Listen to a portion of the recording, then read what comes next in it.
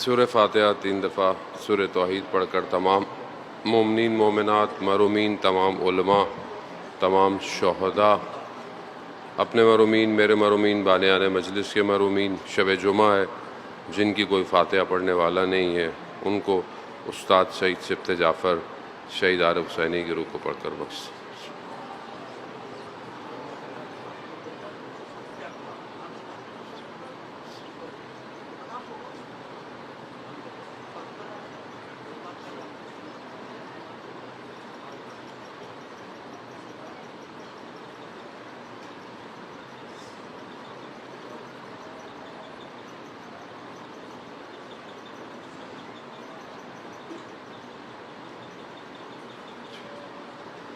امام زمانہ کی سلامتی کے لیے ایک دفعہ صلوات بھیج۔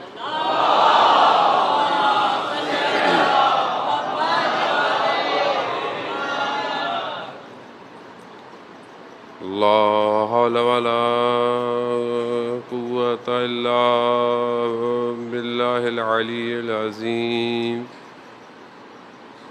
حسبنا اللہ ونعم الوکیل نعم المولا ونعم النصیر اعوذ باللہ من الشیطان الرجیم بسم اللہ الرحمن الرحیم الحمد للہ الذی یؤمن الخائفین وينجي الصالحين ويضع المستكبرين ويهلك ملوكا ويستخلف آخرين والصلاة والسلام على رسول ثقلين محبوب رب المشرقين والمغربين جد الحسن والحسين نبينا سيدنا ابی القاسم محمد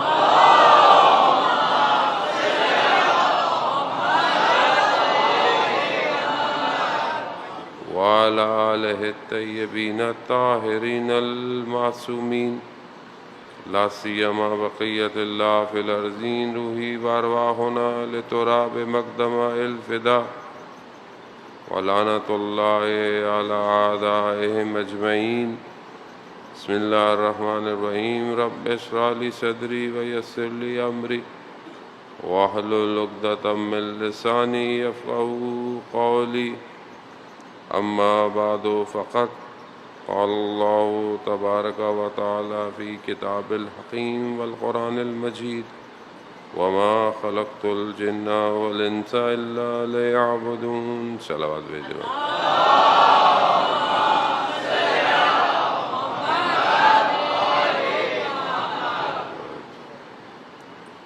عزیزاران شہید الشہداء ماہ محرم کی پہلی گزر گئی شب 2 اور شب جمعہ بھی ہے۔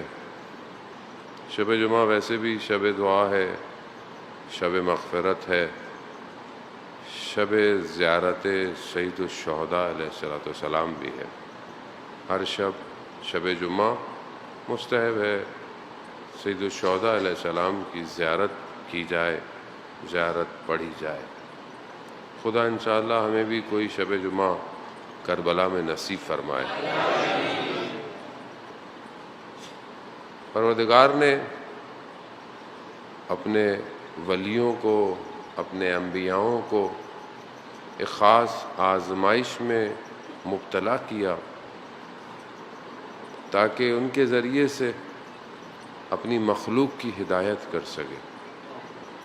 آزمائش اور امتحان خدا اس لیے بھی کرتا ہے کہ خدا دیکھنا چاہتا ہے کہ کون ثابت قدم رہتا ہے۔ ہماری زندگی میں جو نارمل آزمائش اور ابتلاات ہیں وہ بھی اس لیے ہیں، اور اگر انسان کا امتحان نہ لیا جائے تو وہ کیسے پتہ چلے گا کہ وہ دوسرے سے بہتر ہے یا نہیں۔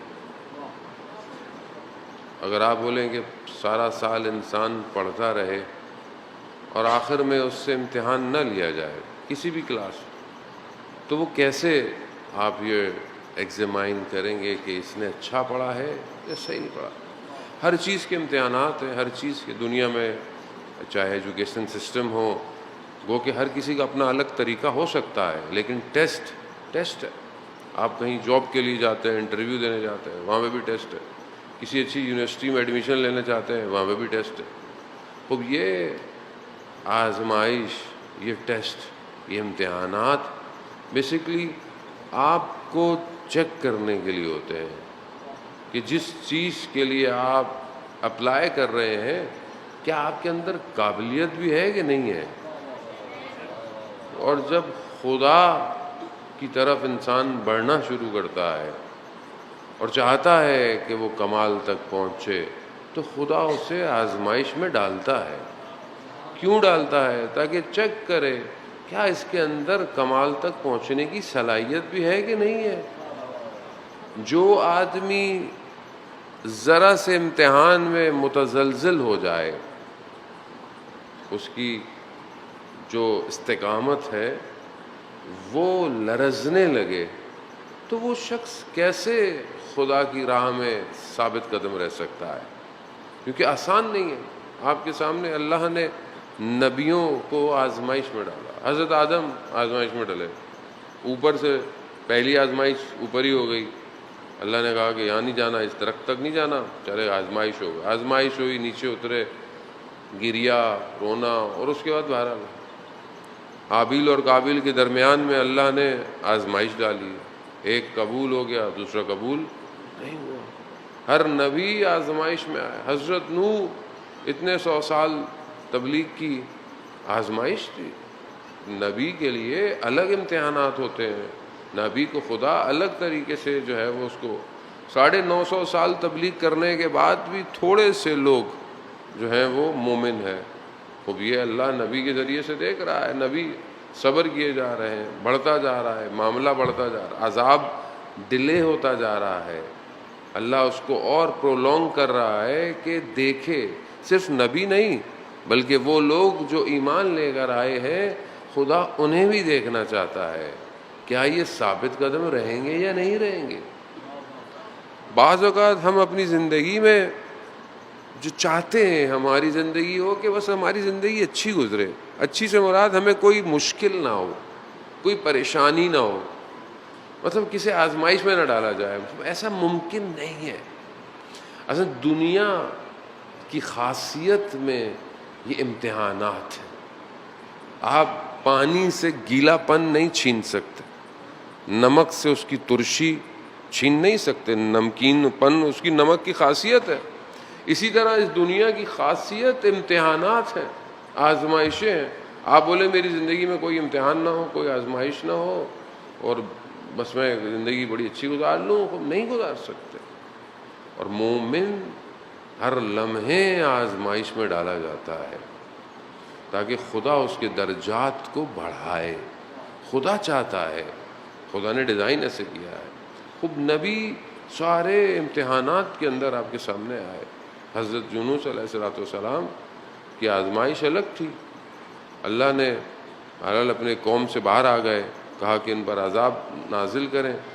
قوم نے توبہ کر لی پیچھے، مگر حضرت یونس نے دیکھا کہ ابھی تک عذاب نہیں آیا تو خدا سے کہا پروردگار عذاب نہیں آیا. وہ بہرحال اللہ کے نبی ہیں، ان کا اپنا انداز ہے خدا کی بارگاہ میں گفتگو کا، خدا سے رابطے کا. لیکن اللہ نے آزمائش میں ڈال دیا. کس میں ڈالا؟ 3 طرح کے تاریکیوں میں اللہ نے حضرت یونس کو ڈال دیا. پہلی تاریکی رات، دوسری تاریکی سمندر، تیسری تاریکی مچھلی کا پیٹ. 3 تاریکیوں میں حضرت یونس آ گئے. خوب آزمائش تھی. اب حضرت یونس کیا کرتے؟ 6 مہینے تک روایات کہتی ہیں حضرت یونس نے کہا لا الہ الا انت سبحانک انی کنت من الظالمین.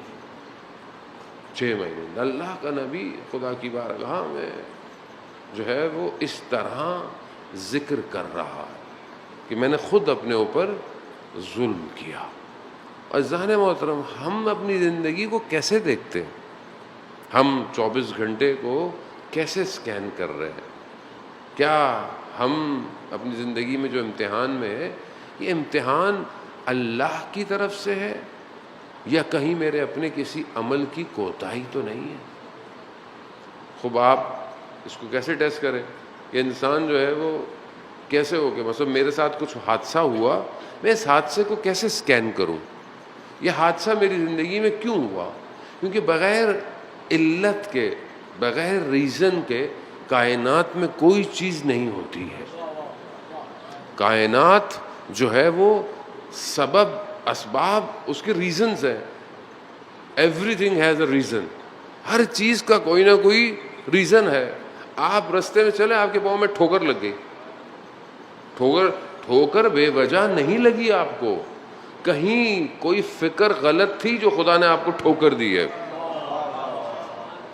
خدا کا نظام بڑا زوم ہے جانے محترم۔ خدا ایسے نہیں، خدا قرآن میں کہہ رہا پتا میری مرضی کے بغیر نہیں گرتا۔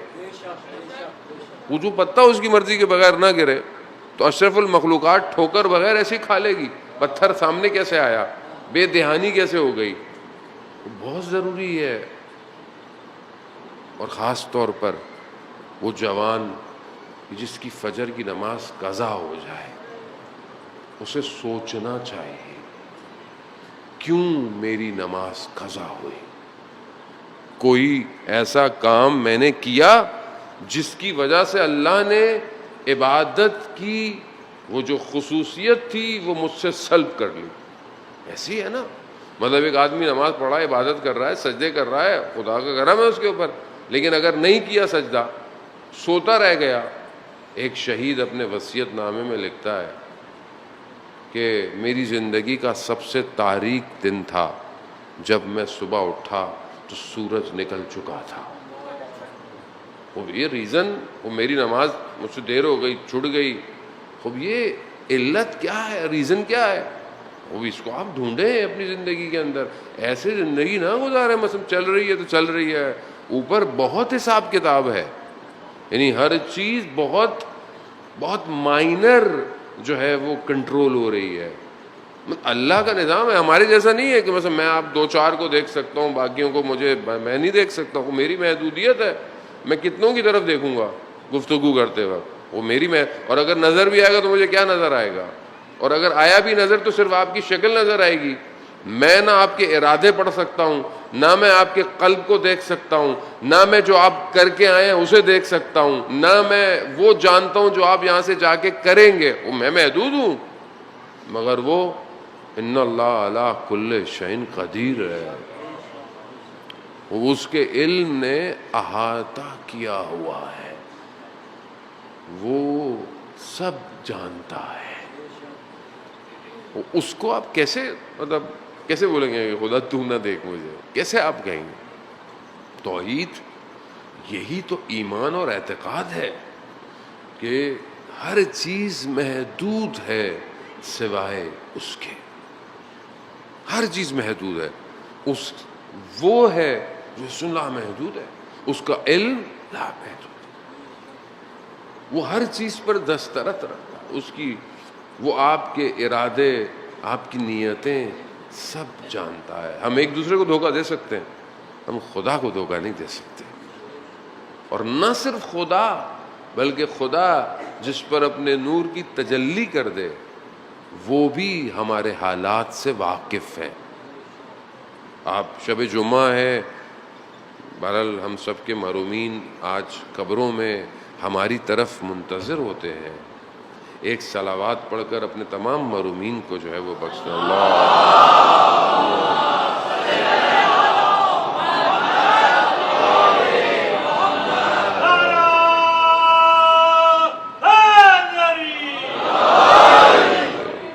وزان محترم، اللہ اکبر، اللہ اکبر،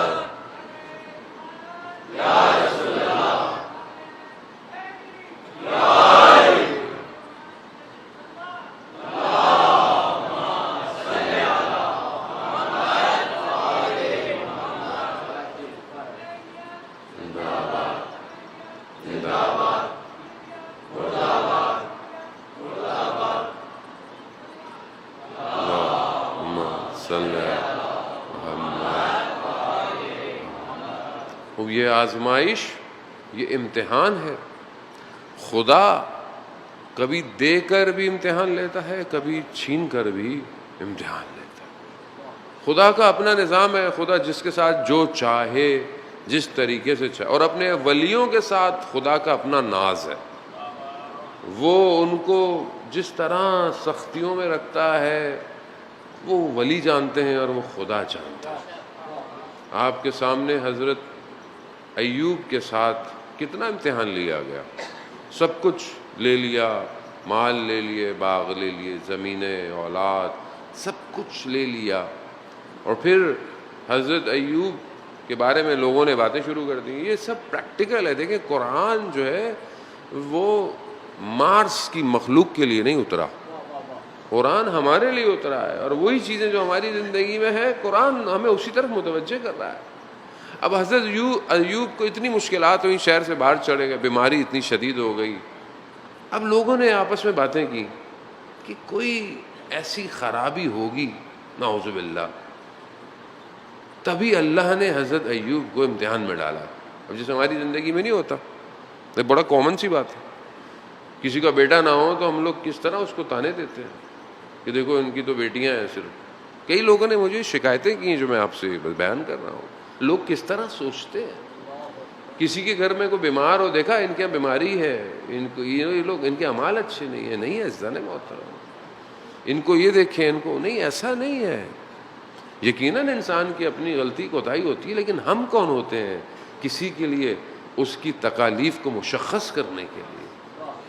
ہمیں اپنی آزمائش دیکھنی چاہیے، ہمیں یہ دیکھنا چاہیے کہ میرے اوپر امتحان کیوں نہیں آ رہا، کہیں ایسا تو نہیں ہے خدا نے مجھے میرے حال پہ چھوڑ دیا ہے۔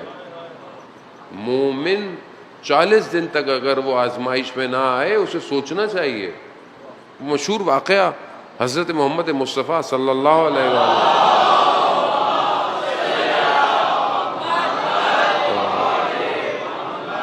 رسول خدا، ایک شخص نے رسول خدا کو کہا کہ مطلب میرے گھر آئیں، دسترخوان کھانے پر آئیں، بہت اصرار کیا۔ رسول خدا ایک دفعہ چلے گئے، بیٹھے تھے تو دیکھا اوپر دیوار پر مرغی بیٹھی، اس نے انڈا دیا، انڈا نیچے کی طرف آیا تو سب کی نگاہ اس کی طرف پڑی، تو اس نے کہا کہ پریشان مت ہو، یہ نہیں ٹوٹے گا، اور وہ پھنس گیا رستے میں کہیں۔ تو کہا کیوں؟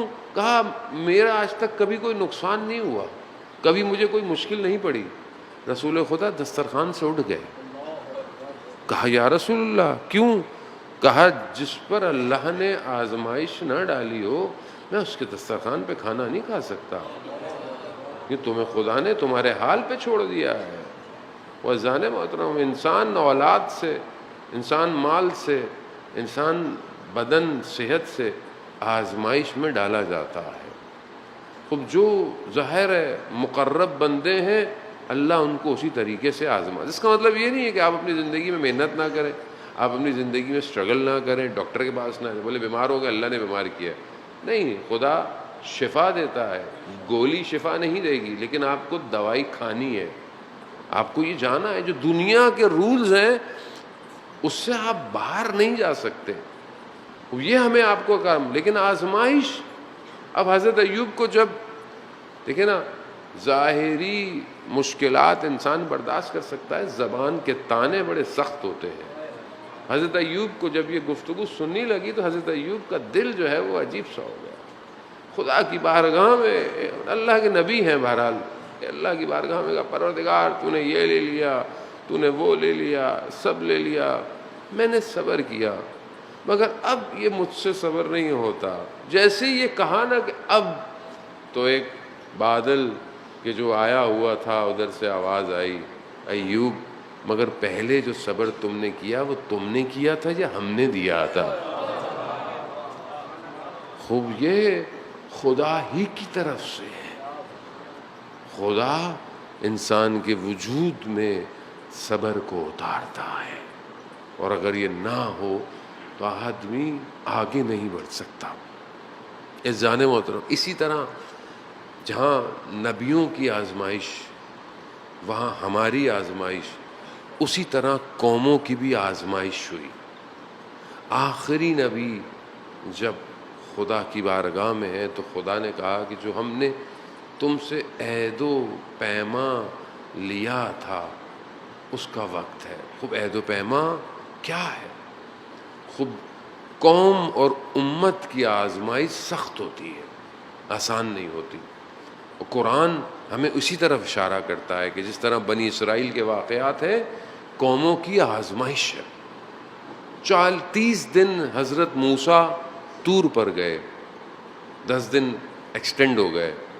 قوم جو ہے وہ گوسالے کی پوجا کرنے لگی، آزمائش تھی. غائب ہوا اللہ کا نبی، غیبت میں گیا، غیبت میں قوم گمراہ ہو گئی.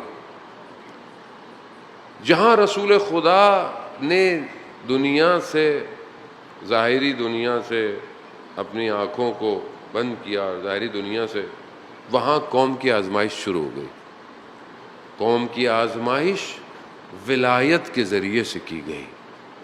خب جب ولایت اتاری گئی، جس نے اس کو قبول کیا وہ سر بلند ہو گیا، اور نہیں کر پایا تو پھر تیسرا آپشن کوئی نہیں تھا. آپ نمازیں پڑھ لیں، آپ روزے رکھ لیں، آپ زکاتیں پڑھ لیں، لیکن اگر امامت اور ولایت کے امتحان سے سر کامیابی کے ساتھ نہیں باہر نکالیں گے، کچھ قبول نہیں ہے. قوم آزمائی گئی. میں بہت طریقے سے گفتگو کرنی پڑتی ہے کیونکہ پتہ نہیں کہاں کہاں گفتگو جا رہی ہوتی ہے. عزیزان محترم، خوب قوم آزمائی گئی، آزمائی سخت تھی.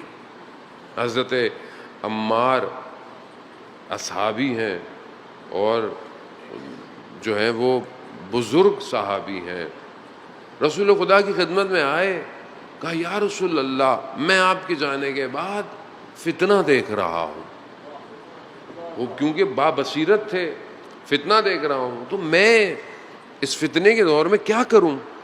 کیونکہ قوم کس سے آزمائی جائے گی؟ فتنے سے آزمائی جائے گی نا. فتنہ آزمائش ہے. عزیزان محترم، روایات ہیں کہ فتنے سے گھبراؤ مت. فتنہ مومن کو نکھارنے کے لیے آتا ہے اور منافق کو الگ کرنے کے لیے آتا ہے. تو آپ یہ نہ بولیں کہ اللہ ہمیں فتنے نہ ہو، نہیں، فتنے ہوں لیکن فتنے میں کامیابی دے پروردگار. فتنہ ہوگا، فتنہ آج بھی ہے، فتنے ہوتے رہیں گے. خوب ظہور تک فتنے اپنی اوجوں پر ہیں. یہ آزمائش امت کی جاری رہے گی جب تک ہادی غیبت کے اندر ہے. وہاں 40 دن غیبت ہوئی، لوگوں نے گوسالہ کی پوجا کر لی، یعنی اس بچڑے کی جس میں سامری جادوگر نے بنایا. وہ آج سامری جادوگر کون ہے؟ آج گوسالہ کیا ہے؟ وہ آج قوم کدھر جا رہی ہے؟ کیا واقعاً اسی دین پر قائم ہے کہ جو امام وقت نے آ کر اس کو تبیین کرنا ہے؟ وہ فتنہ ہے عزیزان محترم. یہاں آزمائش. جب حضرت عمار نے کہا یا رسول اللہ میں کہاں جاؤں، تو ایسے میں دیکھا کہ حضرت علی ابن ابی طالب تشریف لا رہے ہیں.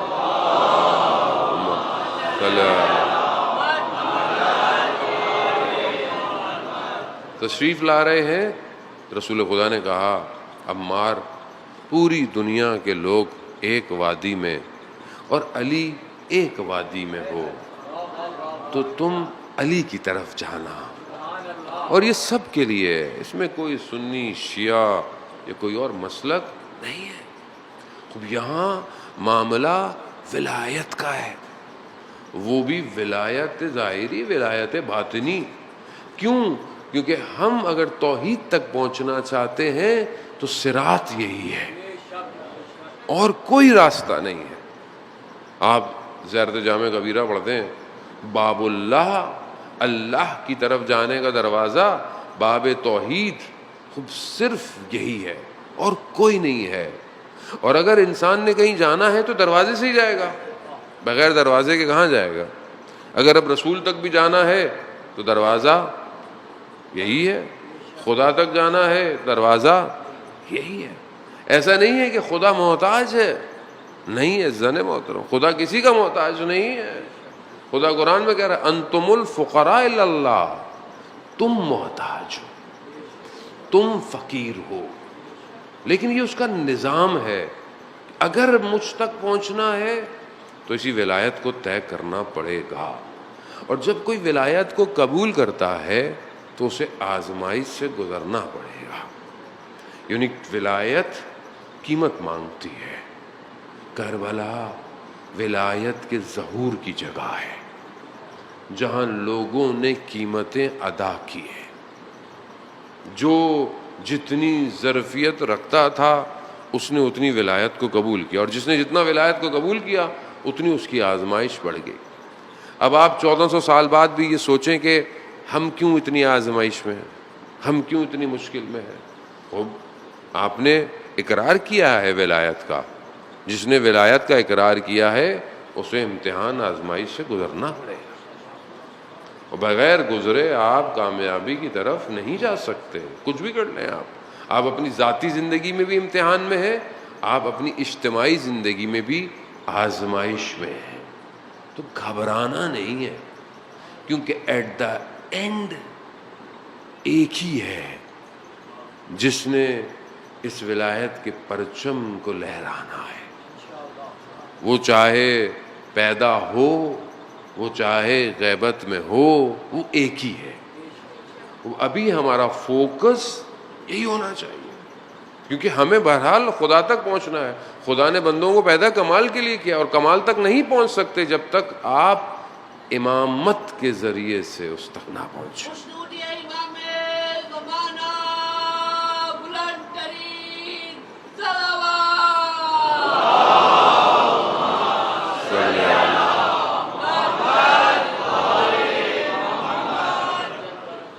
اب خوب یہ ولایت تاثیر گزار ہے، انسان کے اوپر اثر کرتی ہے. انسان اپنی زندگی میں اس کو ٹیسٹ کر سکتا ہے، آزما سکتا ہے. انسان اس ولایت کے ذریعے سے پہچانا جاتا ہے. اور یہ ولایت جس کے وجود میں آ جائے اس کا کردار تبدیل ہو جاتا ہے، اس کا اخلاق بدل جاتا ہے، اس کا اٹھنا بیٹھنا بدل جاتا ہے، اس کی گفتگو الگ ہے، اس کی نگاہیں الگ ہیں. اب ہم دیکھیں جتنی تاثیر ہمارے اوپر ہے ولایت کی اتنا اثر انداز ہوگا. اور انسان توحید تک نہیں پہنچ سکتا جب تک انسان ولایت کے وجود اور رستے سے نہ گزرے. توحید جو ہے وہ لا الہ الا اللہ ہے. وہ آپ نے وہ مشہور حدیث سنی ہے کہ جو امام رضا علیہ الصلوۃ والسلام نے بیان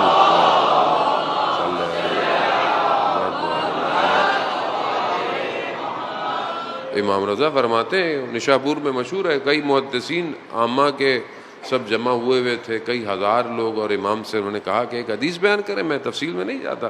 امام نے حدیث بیان کی کہ لا الہ الا اللہ کلمہ تو حسنی. لا الہ الا اللہ جو ہے وہ کلمہ ہے. کلمہ کیا ہے؟ یعنی لا الہ الا اللہ میرا قلعہ ہے، یعنی ایک قلعہ ہے جو لا الہ الا اللہ ہے، اور اس میں وہی داخل ہوگا، یعنی جو اس لا الہ الا اللہ کو کہے گا وہی اس میں داخل ہوگا، اور جو داخل ہو جائے گا وہ میرے عذاب سے بچ جائے گا.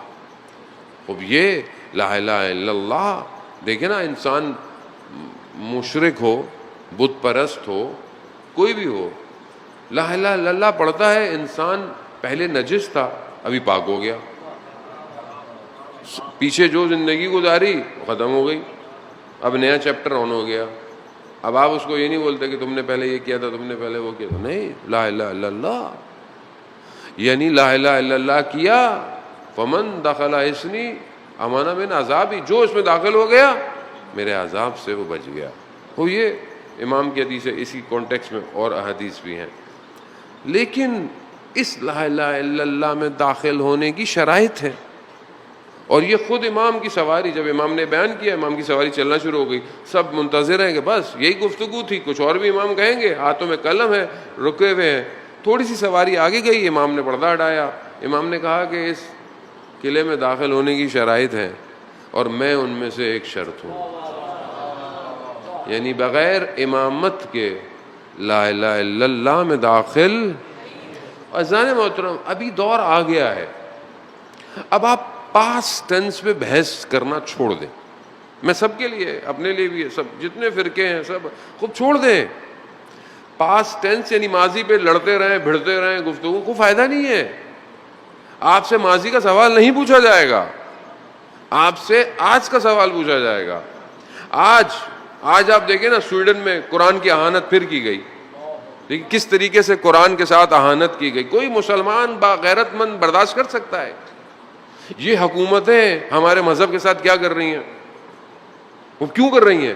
کیونکہ ہم اصل میں پچھلی باتوں میں لڑ رہے ہیں۔ ہم ابھی تک اپنی ان چیزوں میں لڑ رہے ہیں کہ جس کو ہم نے نہیں کیا، جس کا ہمارے پاس حل بھی نہیں ہے۔ کیوں؟ ہاں، علمی گفتگو کریں، بیٹھ کے گفتگو کریں، ہر کسی کے اپنے نظریات ہیں، ہر کسی کے اپنے عقائد ہیں، بسم اللہ، کوئی کسی پر اعتراض نہ کرے، لیکن ابھی مسئلہ امت مسلمہ کا ہے، ابھی مسئلہ اسلام کی آنے والی حکومت کا ہے، دنیا کا ہے۔ کیسے کسی کی مجال ہو گئی؟ اتنے مسلمان ہیں دنیا کے اندر، اور کوئی ایک حکومت اجازت دے کہ آپ کی مقدس کتاب کے ساتھ جو ہے وہ اہانت کی جائے؟ اب آپ دیکھیں، عراق نے تو آج فوراً جو ہے وہ سویڈن کے سفیروں کو نکال دیا، سارا کام ختم کر دیا۔ ایرکسن، H&M، والوو، اسکینیا، خوب ایسے کریں گے تو پھر آپ جائیں گے، مطلب روز قیامت میں ہم کیا منہ دکھائیں گے خدا کی بارگاہ میں؟ اول تو ہم نے ویسے بھی کچھ نہیں کیا اسلام کے لیے، تو آگے ہم قرآن کو کیا جواب دیں گے؟ اس کی وجہ کیا ہے؟ اس کی وجہ یہ ہے کہ ہم الہی نظام کو نہیں سمجھ رہے۔ الہی نظام جب تک حاکمیت نہیں کرے گا ہم آگے نہیں بڑھ سکتے، اور یہ ہم چھوڑ دیں، یہ اپنے فرقوں تفرقے، صبح آگے آئیں۔ سب کی کتابیں متفق ہیں، حتیٰ صرف مسلمان نہیں، بدھسٹ، زرتشت، عیسائی، کرسچن، سب کہتے ہیں کہ ایک شخص آئے گا جو دنیا کو امن سے بھر دے گا۔ وہ تبھی ممکن ہے کہ جب آپ اپنے آپ کو اس قابل کریں گے کہ آپ اس تک پہنچ سکیں۔ اپنی ذاتی زندگی میں آزمائش سے گزرنا پڑے گا۔ لا الہ الا اللہ، یہی کلمہ ہے، یہی مسلمان و اسلام کی پہچان ہے۔ خدا نے اپنے نبیوں کو بھی یہی پیغام دیا کہ صرف کسی اور کی نہیں، صرف میری عبادت، میری بندگی، میری عطا۔ اور کسی نبی نے اپنی طرف نہیں بلایا، سارے نبیوں نے خدا کی طرف دعوت دی ہے۔ اور یہی ایک یکتا پیغام ہے مذاہب کا، اسی کی طرف بڑھو، اور ہم سب اس کی طرف بڑھیں۔ اب وہ کیا ہے، وہ کیسا ہے، جو ہماری گفتگو بہرحال چل رہی ہے کہ یہ اسماء الہی یا یہ صفات الہی جو ہیں اللہ کی، خود خدا کسی صفت میں نہیں سما سکتا۔ بہرحال آپ جو بھی صفت کریں گے صفت مخلوق کی طرف سے، اور مخلوق خدا کے وصف کو، خدا کی ڈیفینیشن کو بیان نہیں کر سکتی ہے خدا کیا ہے۔ وہ مخلوق خود محتاج ہے، اور جو محتاج ہو وہ کیسے غنی کی جو ہے وہ تشریح کر سکتی ہے؟ مگر آپ دیکھیں کہ اللہ نے اپنے ولیوں کے ذریعے سے کیا خوبصورت تعریفیں کی ہیں۔ یہ جتنے بھی ہم اللہ کے نام پڑھتے ہیں، اللہ کے ناموں کو یاد کرتے ہیں، یہ خدا نے خود ہمیں تعلیم دی ہے، ورنہ کوئی مخلوق اس کی تعریف نہیں کر سکتی۔ مولائی یا مولا، انت المولا انا العبد وهل يرم العبد الا المولا، مولائی یا مولا انت الرازق انا المرزوق وهل يرم المرزوق الا الرازق، مولائی یا مولا انت العزیز وانا الذلیل۔ یعنی ساری بزرگ صفات تیرے لیے ہیں، اور سارے نقص، ساری مشکلات میرے اندر پائی جاتی۔ کیوں؟ کہ میں فقیر ہوں، میں محتاج ہوں پروردگار، اور جو محتاج ہو پروردگار وہ کیسے تیری تعریف بیان کر سکتا ہے؟ یہ جو ہم تعریف پڑھتے ہیں الحمدللہ رب العالمین، یہ بھی تو نے سکھائی ہے پروردگار، ورنہ میرے زبانوں میں کہاں ایسی طاقت کہ میں تیری حمد و ثنا کروں۔ چوتھے امام زین العابدین علیہ الصلوۃ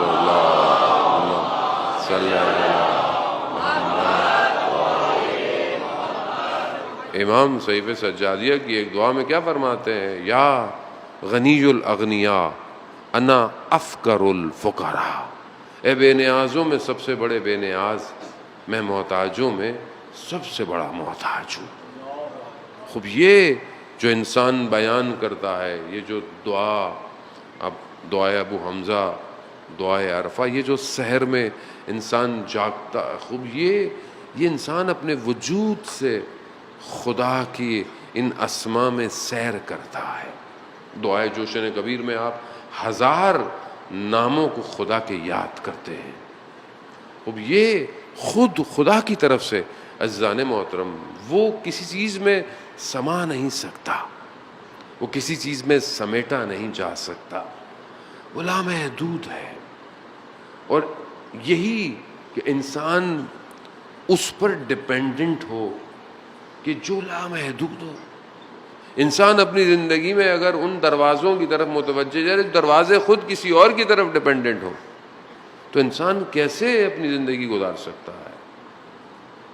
آیت اللہ آغا دولابی کے جو بہت بڑے عارف گزرے ہیں کہ خدا نے ایک ہی دفعہ ان کے لیے جو ہے وہ عالم غیب کو کھول دیا، وہ فرماتے ہیں کہ جب زندگی میں تم دیکھو کہ تمہارے زندگی کے سارے دروازے بند ہو گئے ہیں، تو سمجھ لو اب تم اس کی طرف متوجہ ہوگے کہ جو کسی پر ڈپینڈ نہیں کرتا۔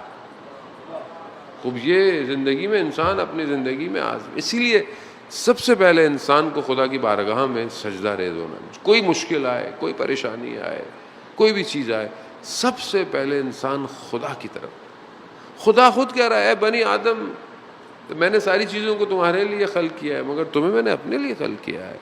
اور بنی آدم ہے کہ وہ خدا کی طرف توجہ ہی نہیں دے رہا، اپنی زندگی میں مشغول ہے۔ ذرا سا امتحان مشکل پڑے، شکوے شروع ہو جاتے ہیں کہ خدا تو نے یہ کر دیا، میرے ساتھ ایسا ہو گیا، میرے ساتھ۔ تو خوب ہماری زندگی کتنے دن ہے؟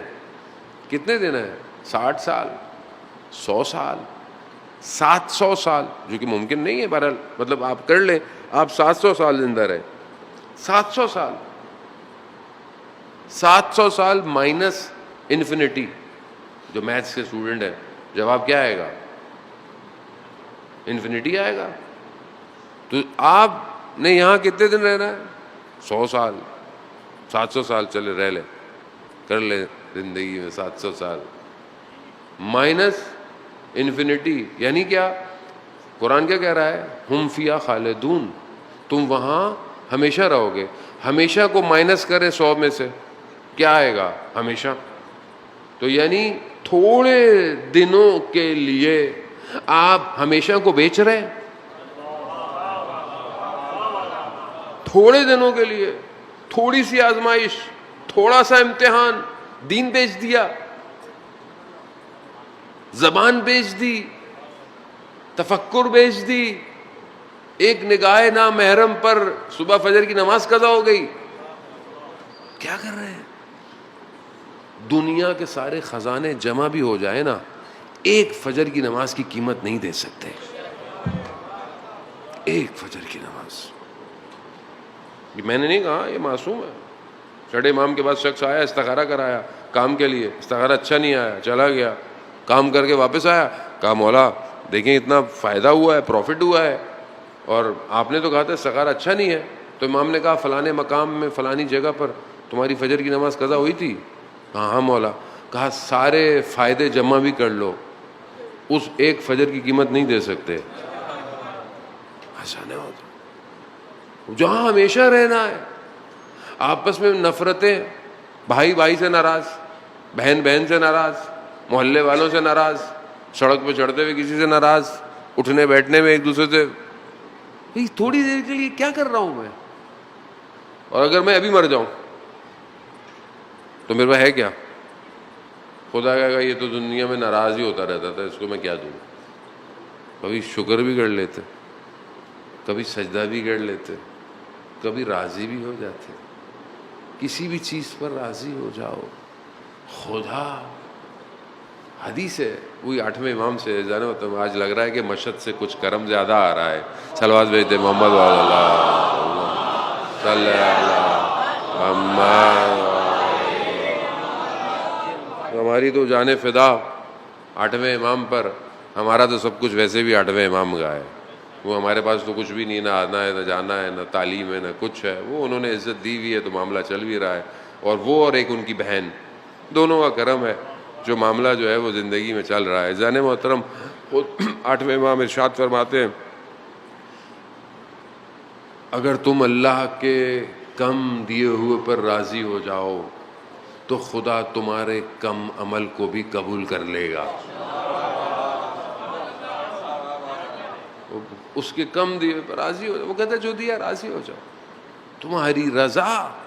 یہ سب جو کنیکشن ہے نا، یہ اس معرفت کا ہے کہ انسان کو خدا کی توحید کی معرفت ہو، کہ میں کس کے سامنے کھڑا ہوں، میں کس کے سامنے حاضر ہو رہا ہوں، کون ہے کہ جس کے اختیار میں پوری کائنات ہے، کون ہے جس کے ارادے سے سب خلق ہوا ہے، کون؟ خوب یہ ضروری ہے۔ ایسے لوگ عشق میں دیوانے نہیں ہوئے عزیزان محترم جنہوں نے خدا کی محبت کو ذرا سا چکھ لیا، دنیا نے ان کو کسی کو مجنوں کہہ دیا، کسی کو پتہ نہیں کیا کیا کہہ دیا۔ خوب اصل تو عشق الہی ہے۔ وہ ایک جوان دنیائی مجازی جو محبت ہوتی ہے اس کی خاطر سخت سردی میں اپنی کھڑکی کے کنارے بیٹھا رہا کہ شاید محبوب کی کوئی ایک جھلک مجھے کسی وقت نظر آ جائے۔ سخت سردی، مگر محبوب نظر ساری رات نہیں آیا، مگر سردی میں بیٹھا رہا۔ مگر اس نے دیکھا کہ صبح کے وقت کچھ اور لوگ کسی اور محبوب کی بارگاہ میں جا رہے ہیں، اور دیکھا کہ سحر کا وقت ہے، اذان ہو رہی ہے، دیکھا کہ ساری رات بیٹھا رہا، محبوب نے ایک جھلک نہیں دکھائی، اور یہ اس محبوب کی ایک آواز پر سخت سردی میں اٹھ کے جا رہے ہیں۔ تو اس نے بولا کہ میں نے اپنی رات کو کہاں گزار دیا، اگر میں نے بھی اس کی محبت میں گزارا ہوتا آج میں کہاں کھڑا ہوتا۔ بہت جانا ہوتا ہوں۔ اللہ اکبر یا رسول اللہ۔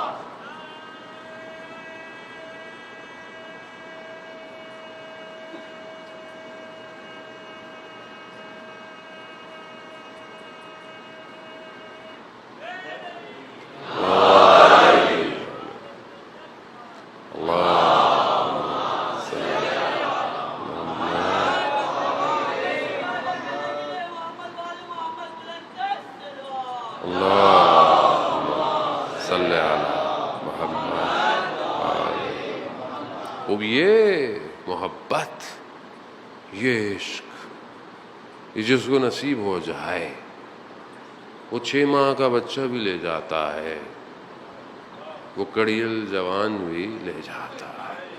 وہ جسے عشق ہو، جس کی جتنی معرفت، جس کی جتنی محبت بڑھتی چلی جاتی ہے، اس کی قربانی بھی بڑھتی چلی جاتی ہے، اور جو جتنا زیادہ اس محبت میں مبتلا ہوتا ہے اتنا وہ اپنے محبوب کی طرف متوجہ ہوتا ہے۔ یہاں چہرے پر شکن نہیں آئی کہ کیا کیا لٹ گیا، کوئی شکن نہیں آئی۔ کہیں کوئی جملہ مقتل میں کسی مقام پر آیا ہو، کسی بدن کو لاتے ہوئے آیا ہو، کسی بدن پہ پہنچتے وقت آیا ہو، کوئی نہیں آیا۔ کیوں؟ لا الہ الا اللہ، نہیں ہے کوئی تیرے سوا، کوئی نہیں ہے۔ بے ابی انت و امی، سب قربان۔ یہ تو گھرانہ ایسا ہے جس گھرانے کی تربیت ہی ایسی ہوئی ہے، اس گھرانے نے گو کہ کوچہ بنی ہاشم کے کچی دیواروں کا گھر ہے، مگر اسلام کی بقا اسی گھر سے ہے۔ وہ یہاں تربیت ایسی ہوئی ہے، ہم جانے والے اترنے والے، 2 محرم ہو گئی ہے، کارواں جو ہے وہ کل پہنچ جائے گا، برحال آج شب 2 ہے، کیسے اترے گا، کہاں اترے گا، کون اترے گا، کون کس کی تیاری کرے گا، وہ کہیں کوئی شکوہ، کہیں کوئی شکایت، نہیں ہے، کربلا یہی ہے. ہم 10 دن حد اقل، ورنہ 2 مہینے 8 دن ہم اسی درسگاہ میں آتے ہیں نا. یہاں سے اٹھنے کے بعد ہماری بھی تو تھوڑی تو کیفیت تبدیل ہونی چاہیے. ہم بھی اپنی زندگی میں کم از کم 2 مہینے تو شکوہ نہ کریں کہ خدا یہ کیا ہے. نہیں نہیں، میں حسین کے غم میں ہوں، خدا میں کیسے شکوہ کر سکتا ہوں. جب حسین کی بہن نے سب کچھ دے کر بھی یہ نہیں کہا کہ یہ کیا ہو گیا، یہ ہو ہی نہیں سکتا. ان سے زیادہ معرفت کسی کو ہے ہی نہیں. توحید سیکھنی ہے ان کے گھر سے سیکھیے. کیا کہا؟ تقبل منا، پروردگار قبول کر لے. یعنی اتنا سب کچھ دینے کے بعد بھی خدا سے کہا جا رہا ہے پروردگار قبول کر لے. اب یہ توحید ہے، یہ جلوے ہیں، یہ عشق ہے کہ شام غریبہ میں اللہ اکبر اپنوں کے بدن بکھرے پڑے ہیں، خیمے جل چکے ہیں، عزاداران محترم، خوب اس کے باوجود تہجد کے سجدے ہو رہے ہیں. اللہ اکبر. یہ توحید ہے. لا الہ الا کربلا، لا الہ الا اللہ. کوئی گمان نہ کرے کہ یہ مجلسیں کسی فرقے کی ہیں. نہیں ایسا نہیں، یہ بشریت کی بقا ہے. اگر چاہتے ہو باقی رہو، آؤ عزائے حسینی میں آؤ. یہ عشق تمہاری آخرت کا سرمایہ ہے. یہ عشق تمہارے وجود کو پاک کرتے ہیں. جب تم پاک ہو، یہی تو کہا میرا سلام ہو 8ویں امام پر. امام یہی تو فرماتے ہیں ابن شبیب. جب محرم آتے تھے امام نے ہمیشہ سیاہ جو ہے وہ لباس پہن لیے. امام جو ہے وہ مسکرا نہیں رہے. ابن شبیب. پھر گریا، امام فرماتے ہیں گریا پاک کرتا ہے. اور اس کے بعد امام فرماتے ہیں جب بھی ان کو یاد کرو نا، کربلا والوں کو، یا لیتنی کنتو معکم فافوزوا فوزا عظیما، یاد کرو. آئیے پہلی محرم کا دن گزر گیا، اس شہید کو یاد کریں کہ جو غربت میں مارا گیا. غربت عجیب. امام جب بھیج رہے ہیں تو امام نے جو خط لکھا ہے نا کوفہ والوں کے لیے، کیا کہا؟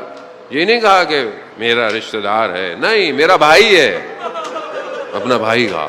سکہ یعنی میرا مورد اعتماد ہے، میرے بھروسے کا آدمی ہے.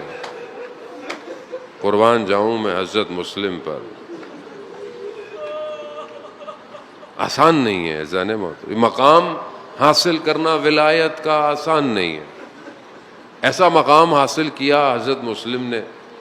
میں جب پچھلے سال توفیق، وہ تو ہر سال 40 پہ تو ہوتی ہے، لیکن کوفہ ظاہر ہے جب انسان خلوت میں جاتا ہے تو وہ عام دنوں میں جاتا ہے. تو جب میں آخری دفعہ مسجد کوفہ گیا تو حضرت مسلم کے روزے پر میں نے حضرت مسلم سے ایک ہی ریکویسٹ تھی، ایک ہی درخواست. آخر آپ نے ایسا کیا کیا کہ زہرا کا لال اپنے آخری غربت میں، جب سب ختم ہو چکا تھا، اپنی تلوار کے سہارے دشت کربلا میں سب سے پہلے آپ کو یاد کیا ہے. سب سے پہلے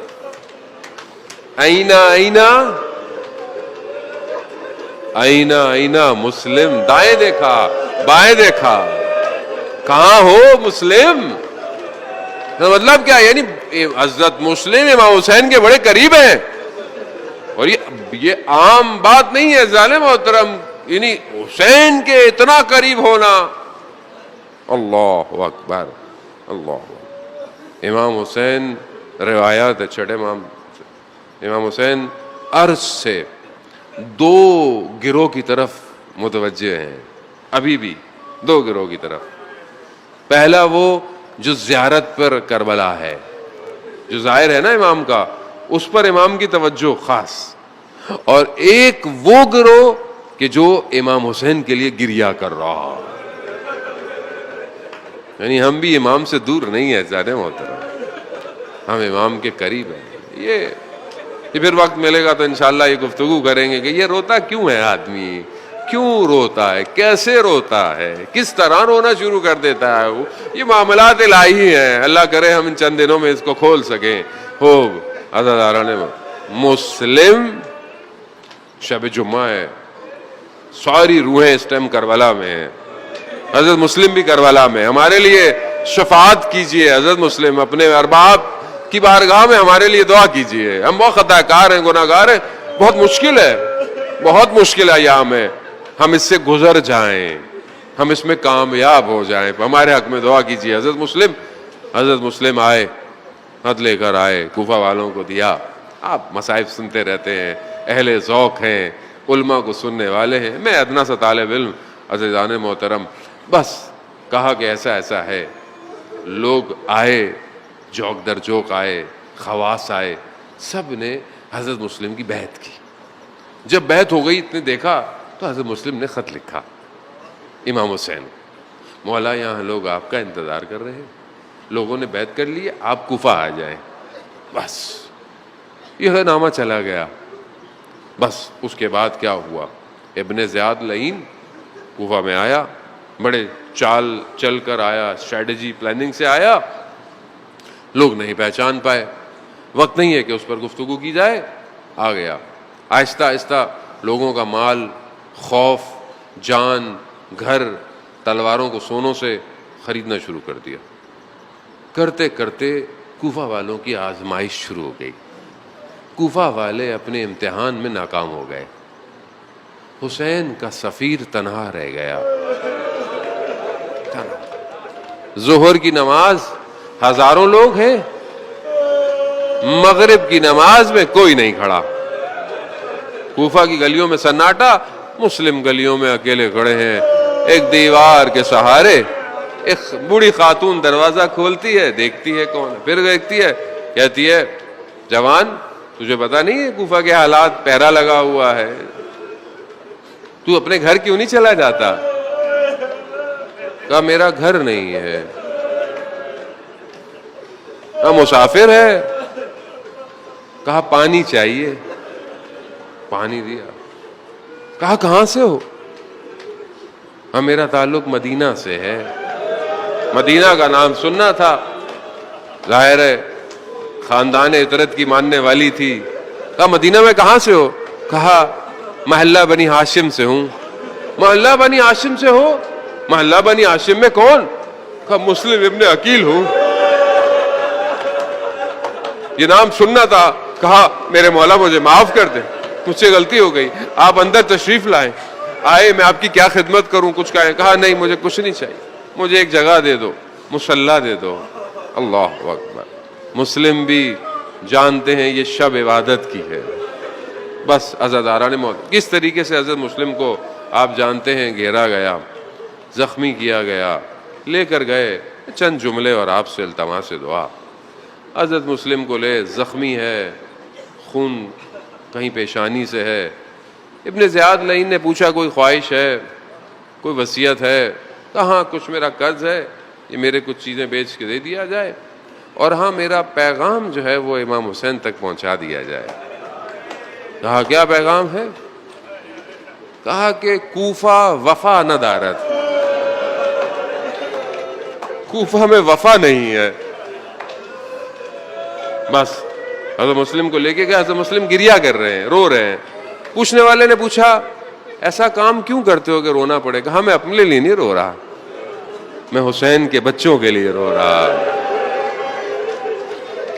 بس دارالامارہ کی بلندی پہ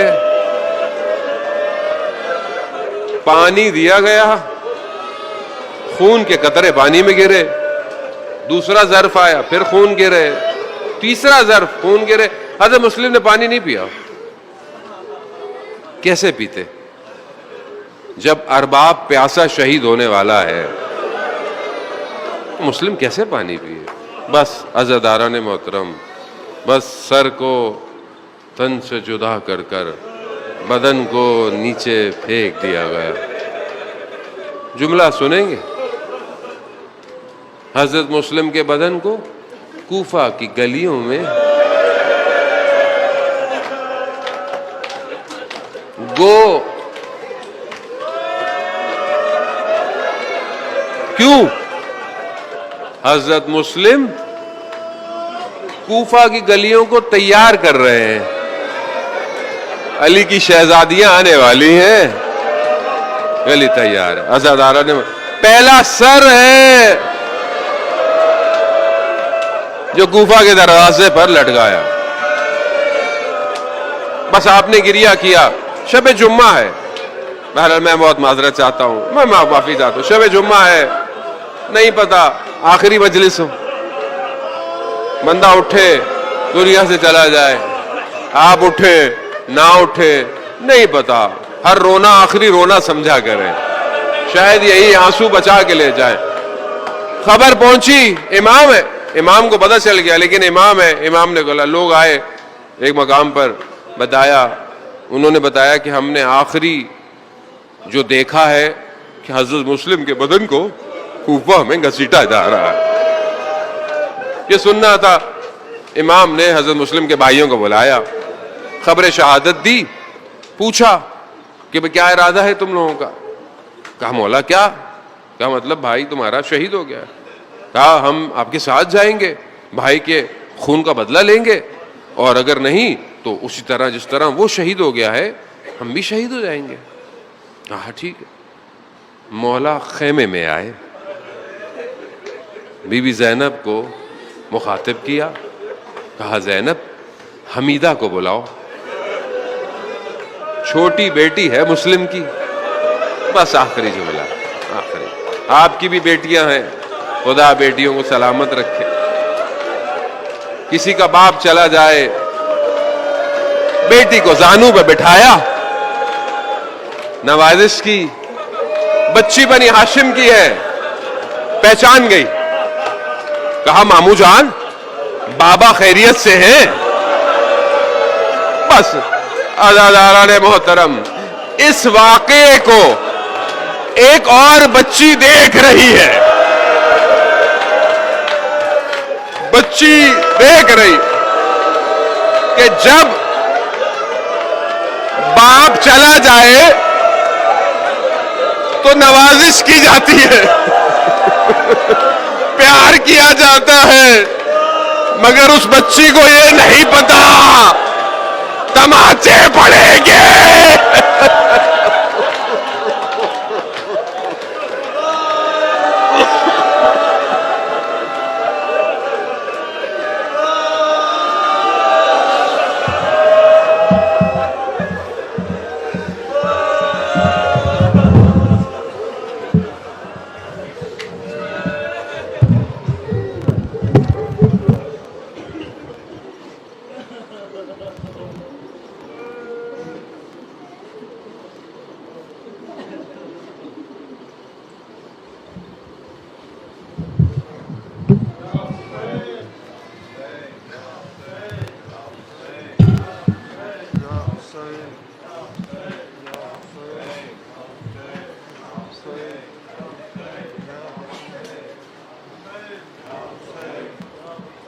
یا حسین یا حسین یا حسین.